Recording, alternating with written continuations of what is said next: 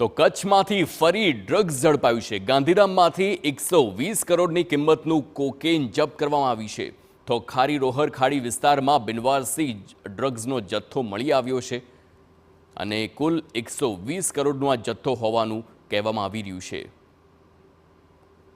તો વારંવાર કચ્છમાંથી ડ્રગ્સ ઝડપાવવાનો સિલસિલો હજુ પણ યથાવત છે। આ વખતે ગાંધીધામમાંથી કોકેનનો જે જથ્થો છે 120 કરોડનું કોકેન જપ્ત કરવામાં આવ્યું છે।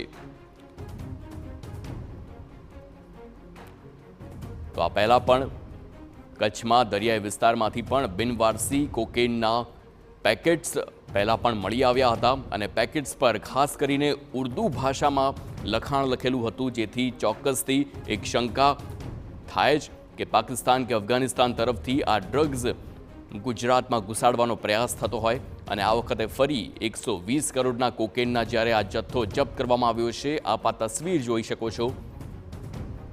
6 થી 7 જેટલા પેકેટ છે કોકેનના તે કચ્છના ગાંધીધામમાંથી ઝડપાયા છે, જેની કિંમત 120 કરોડ રૂપિયા છે, તે જપ્ત કરવામાં આવ્યું છે।